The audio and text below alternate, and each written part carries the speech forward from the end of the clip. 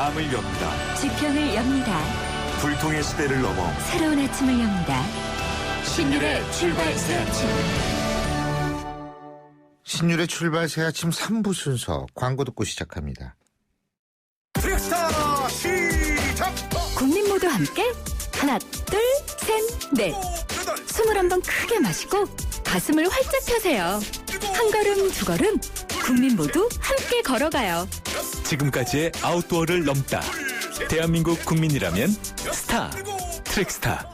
여보세요? 대리운전이죠? 저 배우 박소연인데 소문 듣고 전화했어요. 2588 기사님 빨리 보내주세요.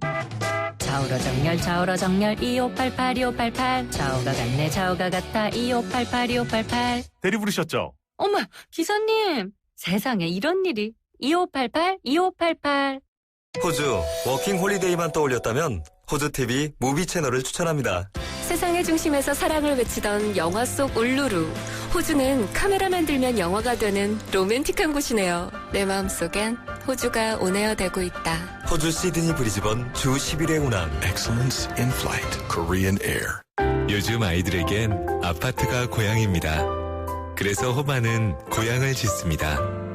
아이들에게 지금 이 시간이 아름다운 기억으로 남을 수 있도록 평택 소사벌, 시흥 목감, 송파에 호반이 고향을 짓습니다.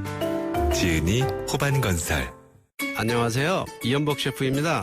팔도 짜장면 아세요? 갓 볶아낸 야채에 불맛 돋는 춘장을 쫙! 이래야 진짜 짜장면이죠. 오늘 팔도 짜장면 한 그릇 어떠세요? 오른손으로 비비고 왼손으로 비비고 팔도 짜장면. 용인과 동탄 더블 생활권. 이 편한 세상 용인 한숲시티. 6개 테마파크와 단지 내 원스톱 교육. 750m 스트리트몰을 갖춘 6,800세대 신도시급 대단지에서 삶의 풍요로움을 누리세요. 이 편한 세상 용인 한숲시티. 10월 분양. 문의 1899-7400. 대림.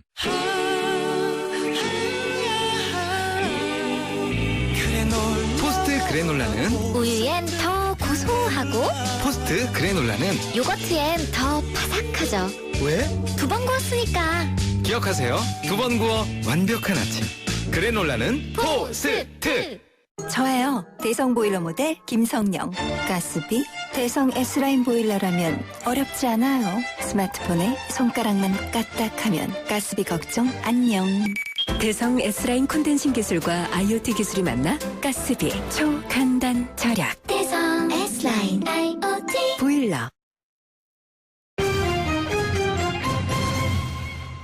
3부 첫 순서 경제 뉴스 알아보겠습니다. 최호한 경제평론가 연결하죠. 안녕하십니까? 예, 안녕하십니까. 최호한입니다. 이야, 진짜 시간 빨라요. 벌써 네. 연말정산할 때가 왔어요. 네, 그렇습니다. 그죠? 네. 이거 남은 한 달 어떻게 보내느냐에 따라서 13월에 월급이 될 수도 있고 네. 13월에 폭탄이 될 수도 있습니다. 네. 자, 연말정산 오늘 좀 알아보죠. 어떻게 해야 됩니까? 국세청이 친절해졌습니다. 예. 예, 올해 초에 연말정산 예. 파동을 겪어서 그런지 몰라도요. 이 친절해진 국세청을 이용해야 합니다. 예. 정부 3.0 추진위원회에서 편리한 연말정산에 관해서 발표를 했거든요. 예. 일단 거기에 이제 근거해서 말씀드린 전제해 두고요. 아하. 서비스가 3가지로 나뉘는데요. 첫째가 미리 알려주는 서비스, 둘째가 미리 채워주는 서비스, 셋째가 간편 제출 서비스. 이렇게 편리하게 된 만큼 하라는 대로만 따라서 하면 됩니다. 예, 근데 지금 아무것도 모르겠어요. 하나씩 알아보죠. 자, 미리 알려주는 서비스 이게 뭐예요?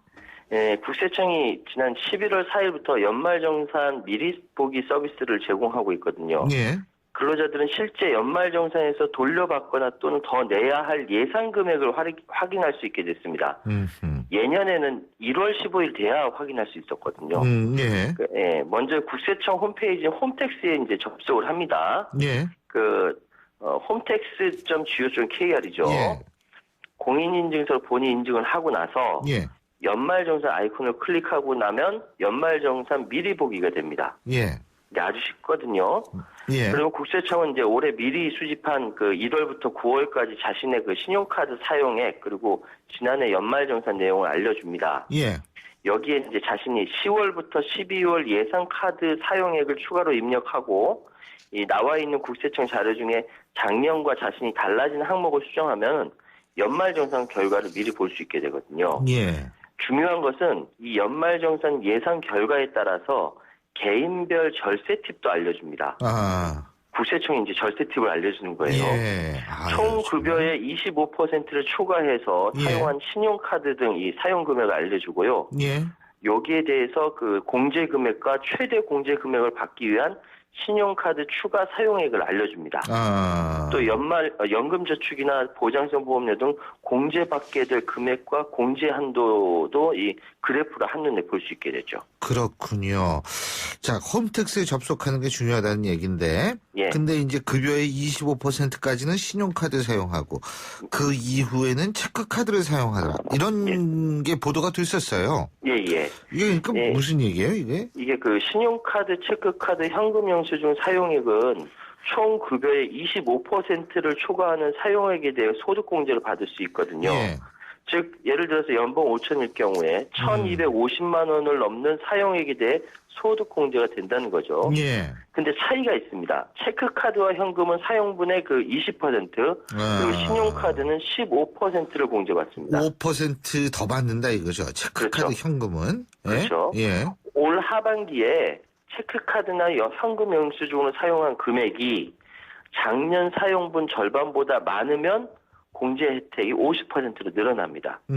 그럼 어떻게 하겠어요? 아까 말씀드린 대로 총급여 25%까지 체크카드보다 상대적으로 포인트 적립이나 할인 혜택이 많은 신용카드를 사용하는 것이 유리하지만 25% 초과분은 체크카드 또는 현금 영수증을 사용하는 것이 예. 공제를 더 많이 받을 수 있겠죠. 예. 또 이제 공제 한도도 300만 원 초과하는 경우에는 초과 금액에 대해서 이제 전통시장 사용분 이거 한도 100만 원이고요. 예. 대중교통 이용분도 이것도 한도 100만 원인데 이것도 각각 별도로 공제받을 수 있습니다. 그러니까 뭐 간단히 얘기하면 홈택스 접속해가지고 한번 들여다보고 그리고 어쨌든 복잡하게 생각하지 말고 총급여의 25%까지 신용카드 쓰고 그 이상은 체크카드나 현금 써서 현금 영수증 받아라 이러면 되는 거네요. 그죠? 예, 그렇죠. 간단하게 이해하시면 그렇게 되고요. 또 연말정산에 흔히 절세 상품 이야기하잖아요. 예. 그중에 연금저축은 세액공제를 받을 수 있는 가장 적격인 상품인데요. 예. 예를 들어 은행의 연금저축신탁이나 보험사 연금저축보험, 증권사의 연금저축펀드 이 다양한 상품을 가입할 수 있습니다. 그런데 여기 핵심이 뭐냐면 절세 상품의 경우에는 납입 한도까지 채우는 것이 유리하다는 거죠. 그러니까 연금저축 상품의 경우 납입금액 400만 원까지 연소득이 5,500 이하라면은 16.5%, 연봉이 5,500만 원 이상이면은 13.2% 세액 공제를 받을 수 있는데 예를 들어서 계산해보면 연봉 5천만 원 직장인이 연금저축보험에 가입해서 연 400만 원 세액공제 한도를 채우면요. 16.5% 적용돼서 최대 66만 원까지 돌려받을 수 있습니다. 아, 그렇군요. 예. 그 납입 금액이 400이 안 냈는데 자금이 좀 남았다. 그러면 추가 납입 통해서 400을 채우는 게 좋습니다. 예. 예. 그리고 또 무주택 세대주 주택창의종합저축으로 연 240만 원 한도 내에서 납입액의 40% 소득공제도 받을 수 있거든요. 예. 단 여기 총 급여가 7천만 원 이어야 하고요. 연봉이 7천 이하야 되고요. 그렇게 되면은 240만 원 납입하면은 96만 원 돌려받을 수 있습니다. 이 역시 240만 원 다 납입돼 있지 않다 그러면 마저 채우세요. 이거 도망 안 가면 다시 돌아옵니다. 자, 그리고 한 가지만 더 우리가 짚어볼게. 한국납세자연맹에서 연말정산 120% 환급 계산기라는 게 나왔다고 하는데 이 계산기 두드리면 120% 받는 거예요? 네? 전 납세자연맹에 감사를 드리는데요. 일단 이제 코리아 텍스.go.org겠죠. 이건 주요가 아니고 여기 들어가시면 됩니다. 일단 그 환급 계산기의 이 서비스 핵심 기능이요. 결정세액 계산입니다. 이 결정세액이라는 건요. 납세자가 한 해 동안 받은 급여의 총액에 따라 부담해야 되는 실제 세금인데요. 월마다 이제 월급 받을 때마다 미리 세금을 내지 않습니까? 떼가잖아요. 그렇죠. 근데 납세자는 이 기납부세액에서 결정세액을 뺀 금액을 돌려받게 됩니다. 그러니까 결정세액이 더 많으면 마이너스가 되니까 세금을 더 많이 내야 되는 거고요. 그래서 각자 결정세액이 얼마인지 정확히 아는 것이 중요합니다. 결정세액이 커야 환급도 크죠. 예. 근데 결정세액이 적으면 아무리 절세 효과가 큰 금융상품이라도 환급 효과가 떨어지게 됩니다. 이 환급 계산기는 개인이 확인된 결정세액을 통해서 최적의 연말정산 전략을 짜주기도 합니다. 예. 각자 가입된 금융상품에 대해서 최적의 불이백, 절세까지 제시합니다. 똑똑하죠. 그렇군요. 근데 이게 이제 라디오가 좀 설명하기 좀 곤란한데 간단하게 말씀드려서 금융사보다 훨씬 간단하고 적은 금액으로 혜택 누릴 수 있도록 안내한다는 것인데 단 납세자들이 연봉이 굉장히 적거나 부양 가족이 있고 의료비 지출이 많다. 그러면 결정세액이 아예 0이 될 수가 있어요. 납세자 연명 분석에 따르면요. 연봉 5천만 원 이하 근로소득자 1,300만 명 가운데 59%인 773만 명이 결정세액이 없어요. 그렇군요. 그리고 또 한 가지 이 젊은 직장인들 이제 그 해당되는 사항인데요. 연봉 3천만 원대 초반에 이하의 그 미혼 근로소득자 이분들은 표준세액 공제를 받는 것이 유리합니다. 표준세액 공제는요. 건보료, 의료비, 교육비 등 공제 대상 지출이 거의 젊으니까 그럴 수 있거든요. 납세자 선택에 따라서 정액 13만 원을 세액 공제로 차감해 주는 제도거든요. 그렇군요. 이 환급 계산기라는 게 여러 조건에 따라서 하여튼 잘 정리해 주는 거니까 이걸 잘 선택하시면 좋을 것 같습니다. 결국 오늘 결론은 그거네요. 세금은 굉장히 복잡한 거다. 이거네요. 잘 알겠습니다. 오늘 말씀 여기까지 듣죠. 고맙습니다. 감사합니다. 지금까지 최요한 경제평론가였습니다. 주무님께서는 자리를 정리해주시기 바랍니다. 고 김영삼 전 대통령을 마지막으로 보내는 길에 경건한 마음으로 명복을 빌어드리는仪式을 시작하겠습니다. 먼저 고 김영삼 전 대통령에 대한 묵념이 있겠습니다. 차렷, 일동 묵념. 안녕하세요. 오늘은 어떻게 오시게 되셨어요? 꼭 참여하고 싶어가지고 이제 상도동 가려고. 그 선생님 이제 말씀이 금전은 정거장이라 그런 말씀하신 것이 나한테는 굉장히 큰 의미가 있더라고요. 돌고 돈다는 거지. 쌓아놓지 않고 이렇게 해서 거기에 저는 더 기도를 했습니다. 슬퍼요. 조금 더 건강한 모습으로 좀 더 사시다 가셨더라면 더 좋았는데 하는 그런 아쉬움이 있고 민주화 운동을 그렇게 40년 이상 하신 분인데다가 하나회를 척결했다는 거 군부 그렇게 장악한다는 거 쉽지 않잖아요. 그죠? 정말 훌륭하신 대통령님이다 이런 생각 들어요. 고 김영삼 전 대통령은 시대를 상징했던 아이콘과도 같았던 인물이기에 서거 소식은 큰 충격으로 다가올 수밖에 없었는데요. 제가 지금 나와 있는 서울광장의 빈소에도 시민들의 발길이 이어지고 있습니다. 대전에서 왔습니다. 대통령의 부디 영면하시기를 빌며 헌정을 올리게 됐습니다. 마음이 먹먹해지네요. 아프고 착착한 그런 기분도 들지만도 그분의 업적을 생각하면은 눈물이 조금 걸성거리지는 지금 마음이 진정이 안 돼요. 춘천에서 왔는데요. 단체로 분양하고 가는 거예요. 제가 생각하기로는 그 실명 금융제 그게 제일 큰 업적이라고 생각을 하죠. 고인을 명복을 빌면서 또 그분이 업적이 많잖아요. 우리한테 와닿는 게 너무 그래서 안타깝고 엄청 찡했죠. 왜냐하면은 글자 그대로 깨끗하다. 본인 자신은 청수 같은 사람. 뭐 대형 사고 참사 많이 났지만 그게 뭐 성수대교로 그분이 나왔어요. 그분 잘못 아니죠. 김영삼 전 대통령은 문민정부의 수장으로서 국민들에게 친근한 모습으로 다가가기도 했는데요. 남들이 하기 쉽지 않은 길을 빨리 걸으신 것 같아요.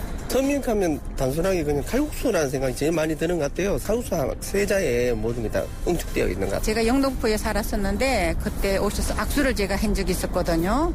너무 훌륭하신 분이고 좋으신 분이다. 그리고 그 이제 마지막에 그 둘째 아들 뭐 김현철 씨가 뭐 어찌는지 했는데 이게 조금 흠집이 됐지만은 이분은 정말 국민들과 나라와 민족을 위해서 당당하셨던 분이다. 그런 생각 아쉬워요. 좋은 점도 있고 나쁜 점도 있는데 우리가 나쁜 점을 보면 끝도 없습니다. 누구든지 간에. 그래서 좋은 점만 본다면 어쨌든 간에 민주화에 1등 공신을 하신 분이고 참배하는 게 예의지 않나 그렇게 생각합니다. 그래서 왔습니다. 정치인이라면 누구나 그렇겠지만 외로운 길이고 힘든 길인데 이제는 두 손 놓고 저희들 후손들이 잘 이끌어갈 테니까 편히 쉬셔도 되지 않겠느냐 그렇게 생각합니다. 김 전 대통령의 빈소를 다녀온 손명순 여사. 춥다는 말로 남편의 빈자리를 슬퍼했다고 하죠. 우리나라 국민이라면 누구나 기억할 수밖에 없을 정치계의 거목, 김영삼 전 대통령. 이제 민주화의 큰 별은 잠들었지만 고인이 남긴 업적과 현대사의 굴곡은 영원히 남을 겁니다. 지금까지 김영삼 전 대통령의 빈소가 마련되어 있는 서울광장에서 YTN 뉴스 FM 신율의 출발 새 아침 리포터 이윤지였습니다. 이윤지 리포터의 소개로 김영삼 전 대통령의 빈소의 모습을 들어봤는데요. 이 정치인들의 죽음에 대해서 참 여러 가지 생각을 하게 되는 부분이 있습니다. 죽음 이후에 재평가의 열풍이 부는 경우가 있고요. 죽어서도 사실 별반 관심을 갖지 않는 경우도 있습니다. 이런 차이는 결국 그 정치인이 어떤 삶을 살았는가 이 부분과 관계 있다고 생각하는데요. 정말 명분을 위해서 목숨을 던지면서 치열하게 산 정치인 같은 경우에는 재평가, 평가와 애도의 물결이 일어나고요. 권력이라는 욕심을 위해서 살았다고 대다수가 생각한다면 이것은 결국 무관심한 죽음을 맞을 수밖에 없지 않을까라는 생각이 듭니다. 지금 살아있는 정치인들에게 YS가 던지는 가장 강력한 메시지는 이 부분이 아닐까라는 생각이 들게 됩니다. 신율의 출발 새 아침. 임병장, 윤일병 사건 이후에 달라지겠다는 우리 군. 그런데요, 잊을만 하면 계속해서 군대 내 가혹행위 소식이 들려옵니다. 여기에 대한 여러 가지 대책이 제시됐습니다만 우리 군 큰 변화는 느끼지 못하는 분들이 대다수인 것 같아요. 지난 25일이었었죠. 국회 국방위원회에서 군인의 지위 및 복무에 관한 기본 법안을 의결했다고 하는데 군 인권 문제 해결에 이게 어느 정도 도움이 될 수 있을까요? 전문가와 함께 생각해 보겠습니다. 군 인권센터의 임태훈 소장 연결합니다. 소장님 안녕하세요. 네, 안녕하십니까. 자, 먼저 얘기하기 전에 말이에요. 이 소식부터 좀 전해드리죠. 지난달 서부전선 GOP 부대에서 이 수류탄 폭발로 숨진 병사의 선임병들이 재판에 넘겨졌다는 소식이 있나요? 네, 그렇습니다. 기소를 검찰이 한 걸로 알고 있고요. 사건이 발생한 지 얼마 되지 않아서 바로 구속한 사건이기도 합니다. 예. 사건의 전말은 아직 공개되지는 않고 있고요. 예. 아마 재판이 이제 진행이 되면 검찰관이 공소사실을 법정에서 다 이야기해야 되기 때문에 예. 저희가 재판을 첨관하게 되면 사건의 전말이 다 드러날 것이라고 판단하고 있습니다. 전말이 아직은 그러니까 제대로 알려지지가 않고 있군요. 그렇죠? 네, 그렇습니다. 예. 군이 윤일병 사건 이후에 폐쇄성을 극복하겠다라고 얘기한 것이 공연불에 그치고 있는 것이 이러한 문제점으로 드러나고 있는 것이죠. 어쨌든 이 부분 저희가 그래서 계속 이 부분은 좀 주목을 해봐야겠네요. 알려진 게 없기 때문에. 그죠? 예. 네, 그렇습니다.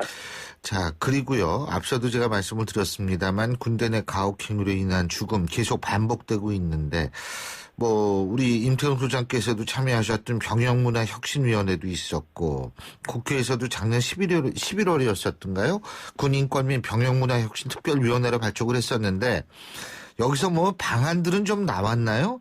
예? 어떤 것들이 여러 있습니까? 방안들이 나왔습니다. 제가 참여한 국방부 병문화 혁신위원회에서는요, 군사법 개혁의 일환으로 사단 내에 있는 보통군사법원을 군단급으로 모두 다 이관하고 통폐합시키는 안이 통과됐었고요. 그리고 무엇보다도 문제가 되었던 지휘관이 재판에 간섭하는 심판관 제도, 이 제도 또한 없애는 것을 골자로 해서 병문화혁신위원회에서 통과했고요. 또 무엇보다도 국민들이 열망하고 있는 군인권 보호관 제도도 사실상 군 외부에 두는 것으로 전원이 만장일치로 통과한 사안입니다. 예. 그리고 국회 국방위원회에서도 이와 같은 골자로 그 국회 결의안이 200여 명이 넘는, 반대는 6명 정도밖에 되지 않은 결의안이 압도적으로 여야 합의로 통과됐는데도 불구하고 국방부가 여전히 이것을 하나도 고치지 않고 있습니다. 이거 참 근데 이게 언제 그러면은 이게 제대로 된 이 안이 실행이 되고 이런 불상사가 발생하지 않을까요? 이거 어떻게 해야 될까요? 국회에 지금 뭐 잠을 자고 있는 법안들을 통과시키는 방법밖에 없는데요. 예. 국방부가 계속 뭐 저항을 하고 있습니다. 아니 근데 옴부즈맨 같은 경우요? 이런 네네네. 거는 좀 의결이 되지 않았나요? 옴부즈만이라고 하면 국민들이 잘 모르시니까 그것도 예. 군인권 보호관이라고 명칭까지 군인권 여야가 보호관. 합의해서 예. 그렇게 그 결의안도 냈고 예. 어제 국회 국방위원회도 그 군인권 보호관을 두도록 한다라고 골자로 해서 군인권 기본 법안이 통과가 됐습니다. 예. 이게 이제 법사위에 상정이 되는데요. 예. 물론 이걸 가지고는 국방부는 뭐 계속 반대를 하고 있죠. 예. 이 법안은요, 그 안규백 의원과 한기호 의원, 심상정 의원, 뭐 여러 한 10분이 되는 그 국회의원이 낸 군인권 관련된 법안과 그리고 저희 그 군인권센터와 여러 시민사회단체가 함께 입법 청원한 이상민 법사위원장이 이제 소개인으로 되어 있는 청원안 하나를 합쳐서 대안법률 형태로 예. 그 법안 심사 소위를 통과했고 국방위를 통과했습니다. 예. 뭐 10건 이상의 이 법률안과 한 건의 청원안이 통합해서 대안으로 제출된 만큼 사실상 많은 의원들이 여야 할 것 없이 이 법안이 중요하다는 것을 상징하는 것인데요. 예. 그럼에도 불구하고 국방부는 여전히 군 인권 보호관 제도는 군의 지휘관 지휘권을 무력화시킨다라는 이유로 반대하고 있습니다. 그리고 또 국민권익위원회와 국가인권위원회 기능이 중복되고 있는 가운데 국가인권위원회 안에 군인권 보호관을 두는 것은 말이 안 된다라는 또 이야기를 하고 있어요. 그렇다면 사실상 군사법원도 따로 둘 일이 없죠. 법원하고 기능이 그렇죠. 중복되고 있고요. 맞습니다. 우리 경찰과 헌병대의 수사 기능도 중복되고 있기 때문에 그것부터 통폐합시켜야 되는데 자기들이 갖고 있는 기득권은 하나도 내려놓지도 않고 이것 자기들을 감시하는 기구는 반대하고 있는 아주 옹졸한 입장을 계속 견지하고 있는 것이 안타깝습니다. 그렇다면은 이 법안이 통과가 된다 하더라도 실제적으로 제 기능을 하지 못할 가능성이 있다 이렇게 보시는 거예요? 요것만 통과되면은 군인권 보호관에 대한 법률은 따로 두도록 되어 있습니다. 예. 그렇기 때문에 또 다른 논의가 필요한데요. 예. 이것을 염두에 둔 여야 의원들께서 당시 그 군인권 특위를 할 때 이것을 어디에 둘 것인가를 가지고 논의했을 때 국가인권위원회에 두도록 한다라고 이제 법안을 냈습니다. 예. 이것은 국방위에 가 있는 것이 아니라 예. 국회 운영위원회에 가 있습니다.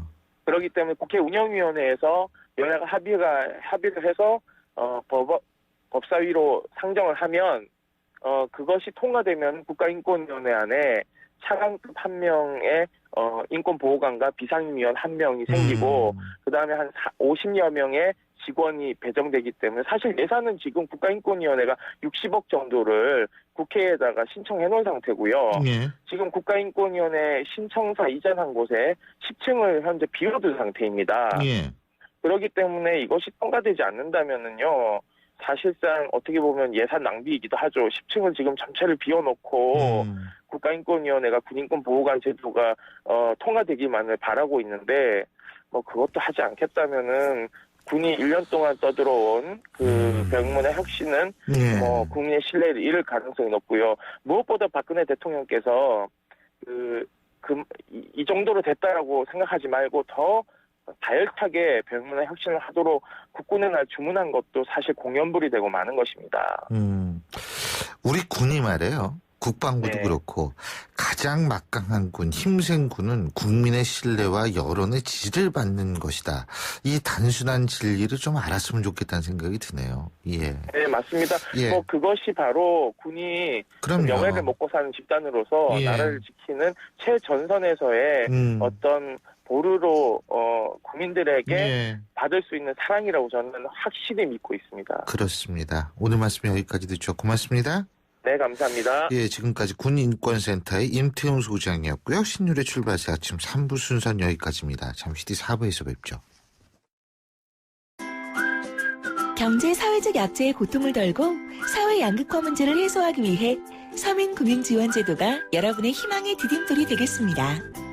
주거, 교육, 노후 대비 등 다양한 맞춤형 서민금융 상품 지원과 국민행복기금 채무 조정 등 신용회복에서 고용, 복지 연계 등을 통한 자활 지원까지 대한민국의 모든 서민들을 위한 서민금융 서비스로 언제나 서민들의 따뜻한 보금자리가 되겠습니다. 행복한 서민경제, 행복한 대한민국. 이 캠페인은 희망의 디딤돌 국민행복기금 캠코와 금융위원회가 함께합니다. 요즘 동탄 테크노밸리 스트리트몰이 화제인데요. 네, 동탄 테크노밸리와 동탄역 주거단지가 만나는 자리에 포스코건설이 테라스형 선큰 스트리트몰을 만든다고 합니다. 그렇죠. 요즘은 테라스와 스트리트가 대세죠. 동탄 테크노밸리 에비뉴아 33.1, 문의 1599-9222, 11월 오픈 예정. 포스코건설. 날카로운 분석, 내일을 보는 시선, 신율의 출발 새 아침. 신율의 출발 새 아침 4부 순서 광고 듣고 오겠습니다. 인터넷을 누르고 검색창에 입력하고 홈페이지 하단을 전화번호 어디나? 전화번호 이건가? 복잡해! 지역번호와 114만 누르세요. 114 번호만 누르면 검색보다 쉽다 빠르다. 114. 핸드폰에선 꼭 지역번호 누르고 114. 평창 동계올림픽 개최로 가장 혜택받을 사람은 바로 당신일지 모릅니다. 지금 평창올림픽 선수촌 아파트를 분양받으시면 용평리조트의 회원 혜택까지. 이것이 진정한 올림픽 프리미엄. 평창올림픽 선수촌 아파트 분양문의 1661-9996 용평리조트. 안녕하세요. 유플러스 모델 보아입니다. 최신 영화 미드부터 인터넷 강의와 맛집까지 보고 싶은 비디오를 검색하면 카테고리별로 보기 쉽게 정리해주는 국내 최초 LTE 비디오 포털. 이제 보고 싶은 비디오 마음껏 즐기세요. 용인과 동탄 더블 생활권, 이 편한 세상 용인 한숲시티. 6개 테마파크와 단지 내 원스톱 교육, 750m 스트리트몰을 갖춘 6,800세대 신도시급 대단지에서 삶의 풍요로움을 누리세요. 이 편한 세상 용인 한숲시티. 10월 분양 문의 1899-7400. 대림 SM7LPE의 오너가 되신다는 건 특혜입니다. 자동차세 취등록세 면제 혜택에 11월 한 달 50만 원 추가 혜택까지. 국내 최초 도너탱크의 프레스티지 LPG 세단 SM7LPE. 지금 전 시장에서 만나십시오. Better and different. 세제 혜택은 3등급 이내 장애인 및 직계가족 대상. 저예요. 대성 보일러 모델 김성령. 가스비 대성 S라인 보일러라면 어렵지 않아요. 스마트폰에 손가락만 까딱하면 가스비 걱정 안녕. 대성 S라인 콘덴싱 기술과 IoT 기술이 만나 가스비 초간단 절약. 대성 S라인 IoT 보일러. 금융회사에게 묻습니다. 안정적인 수익에는 뭐가 제일 중요할까요? 어떻게 해야 제 연금을 잘 키울 수 있죠? 미래에셋증권이 답합니다. 글로벌 자산 배분하세요. 세액공제로 절세 효과까지. 준비된 연금 전문가 미래에셋증권. 투자 손실에 유의하세요. 부인, 목욕물 데워놨어? 네. 가서 노출 조심하고. 네. 문제 있으면 애에서 신청하고. 네. 아니 손끝도 까딱 안 하고 어째 네네네만 하시오? 귀뚜라미가 다 알아서 해요. 3월 인터넷으로 인한 상상도 못했던 기술. 대한민국 IoT 보일러 귀뚜라미. 심지어 실내 온도 조절기만 바꾸면 돼요. 유호정 씨, 나만 바라봐주는 보험 어디 없나요? MG는 당신만 바라봅니다. 알뜰한 보험료로 세심하게, 든든한 보장으로 따뜻하게, 언제 어디서나 당신 곁에서 오직 당신만 바라봅니다. 당신 바라기 보험 MG 새마을금고보험 MG 손해보험. 타이어 4짝 깔려다 2짝만 갈았죠. 사실 관리가 더 중요한데. 비싸고 관리받기 힘들었다면 이제 타이어도 렌탈하세요. 부담 없는 가격에 안전점검 서비스까지. 신개념 타이어 렌탈 서비스. 검색창에 기분이 깨끗할 수 평창수. 맑고 깨끗 마음이 촉촉할 수 평창수. 촉촉 좋아 생기가 발랄할 수 평창수. 생기 팡팡 연아와 함께 마셔요. 나에게 좋을 수 강원 평창수.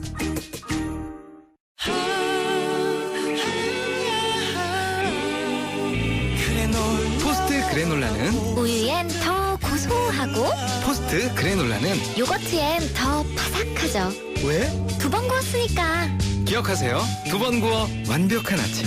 그래놀라는 포스트. 학교에서 학원으로 하루가 바쁜 아이들. 숲해설가 최정순 씨는 아이들과 함께 자연을 만나러 가기 위해 기프트카 쉐어링을 신청했습니다. 숲에도 배울 게 참 많지. 좋은 생각까지 나누는 모두의 차. 기프트카 쉐어링. 지금 신청하세요. 현대자동차 그룹. 당신 아이와 자전거를 즐기는 공원의 소중함을 알며 늦지 않은 퇴근길 아내의 선물을 준비하는 남다른 감각을 가진 사람입니다. 당신에게 맞는 아이파크로 올라오세요. 김포에 2개의 아이파크가 옵니다. 김포 한강 아이파크, 김포 사우 아이파크, 모델하우스 오픈 중 1600-5008 현대산업개발. 금요일 아침입니다. 지금 8시 40분 24초 지나고 있는데요. 자, 금요일 아침 출근길 이제 어느 정도 마무리되고 있는지 알아볼까요? 김재훈 캐스터. 네, 출발새 아침 교통정보입니다. 금요일 아침 이번 주 들어서 가장 여유 있는 출근길입니다. 다만 종로에서는 사고 여파를 받고 있는데요. 신설동에서 흥인지문 쪽으로 가는 길, 동묘암역 부근 건물에서 화재가 발생을 했었는데 이 진화 작업 때문에 관련 차량들이 4차로에 세워져 있습니다. 이 때문에 뒤쪽으로 신설동 이전부터 동묘암역 쪽으로 시속 20km 미만 정체가 되고 있고요. 나란히 가는 을지로도 4가에서 3가 쪽으로 신호 2번 정도 받습니다. 도심 들고 나는 길 중에서는 성산로나 통일로가 모두 도심 진입하는데 차간 거리 좁힙니다. 출발새 아침 교통정보였습니다. 신율의 출발새 아침 오늘 순서 시작합니다. 오늘 아침 당신이 듣고 싶은 뉴스 94.5MHz YTN 뉴스 FM 신율의 출발새 아침.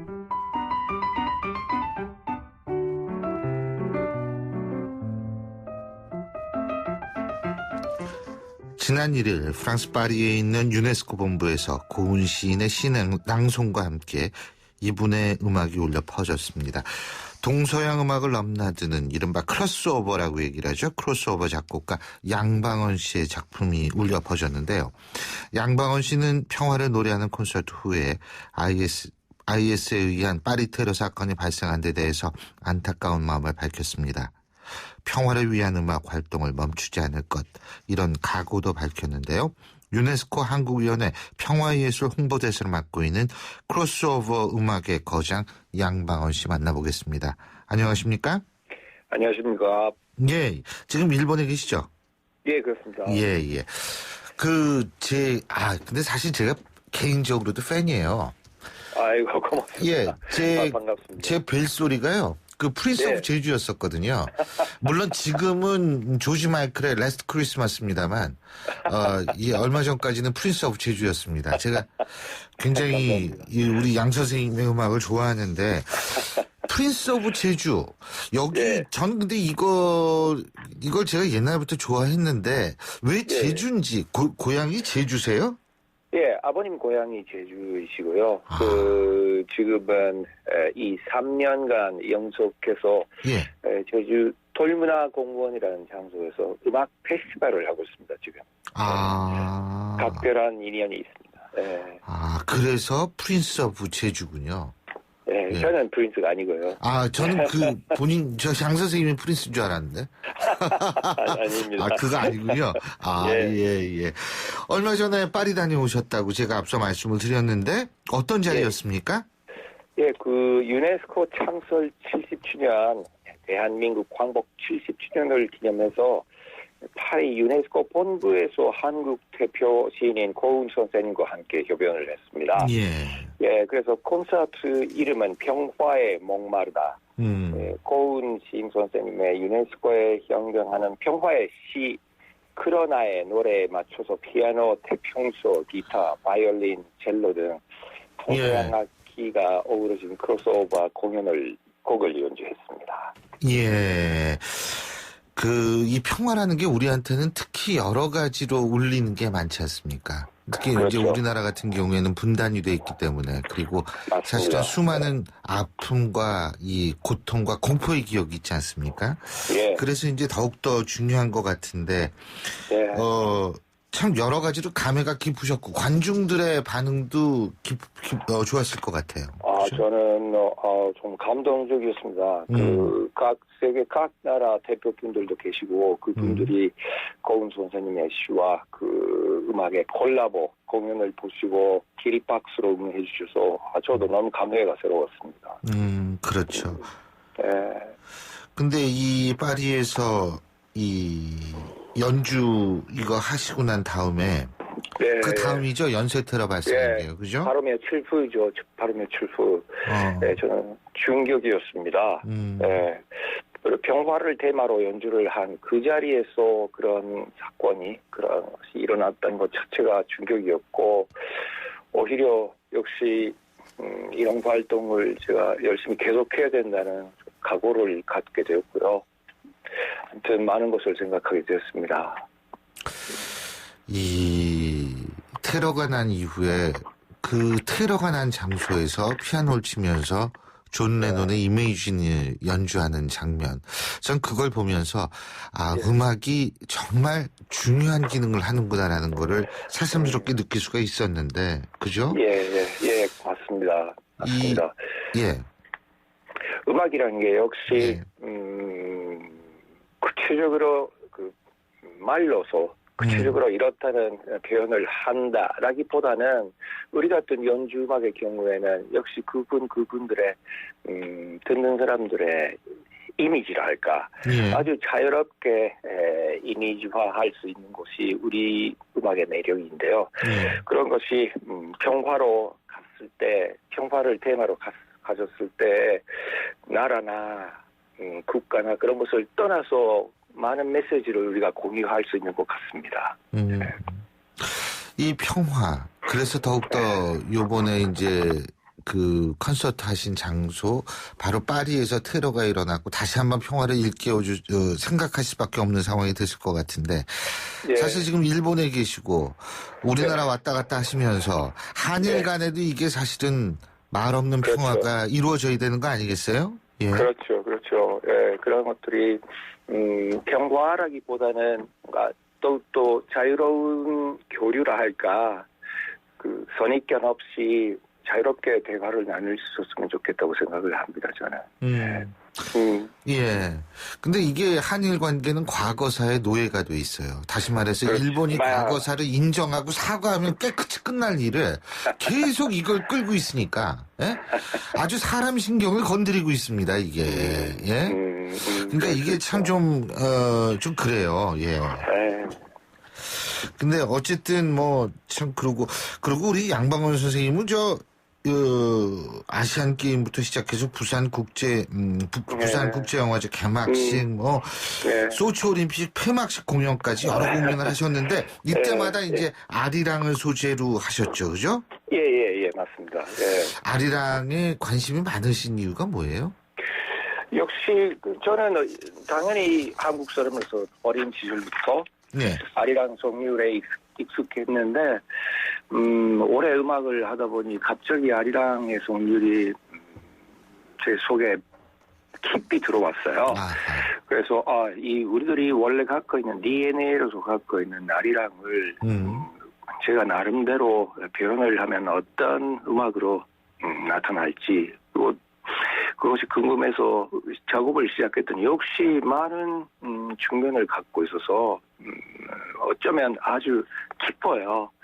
할 때마다 아리랑의 표정이 다르고 그런 것들을 많은 행사나 그런 자리에서 할 때마다 편곡이나 음악 스타일을 바뀌어서 연주를 해봤더니 역시 저한테 있어서 아리랑은 더욱더 많이 추구를 해야 할 테마인 것 같습니다. 새 앨범 지금 준비 중이신데 그것도 아리랑하고 상관이 있나요? 아리랑의 음반은 아닌데 그중에 정선에서 정선 아리랑이랑 있는데 그 정선 아리랑이 2곡 들어가겠습니다. 두 곡 들어가 있군요. 예. 우리 양 선생님 음악은 우리 국악기를 많이 사용하시잖아요. 그죠? 많이는 아닌데 가끔 들어오죠. 네. 근데 솔직한 얘기로 네. 그게 강렬해가지고요. 그게 결코 적은 부분이라는 생각이 안 들어요. 솔직한 얘기로. 예? 예, 많은 분들이 그렇게 생각을 하시는 것 같죠. 그렇죠. 네. 그러니까 네. 그 국악기를 이용해서 그 강렬한 어떤 이 강조점을 주니까, 예? 네. 아주 굉장히 인상 깊게 되는 특징을 갖고 계신 게 우리 양 선생님의 음악이거든요. 아이고, 고맙습니다. 네. 아니에요. 뭐 제가 음악에 대해서는 잘 모르지만 그렇다 그런 말씀이신데요. 네. 예. 말씀하시죠. 기본적인 음악의 베이식이라 할까 그런 것들은 저는 당연히 서양 음악이에요. 예. 그런데 거기에다가 한국 사람으로서의 나름대로의 그런 악센트를 할까, 그렇죠. 할까, 예. 그런 것을 우리 민족 악기를 국악악기를 넣었을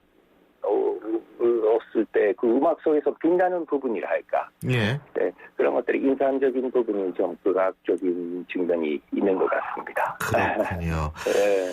우리 양 선생님 같은 경우에는 이제 제일 한국인 2세시죠, 그죠? 예, 맞습니다. 예, 맞습니다.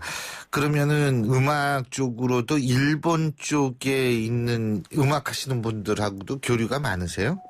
예, 당연히 일본 음악 업계에서 올해 30년 동안 일도 했고 경험도 많이 했습니다.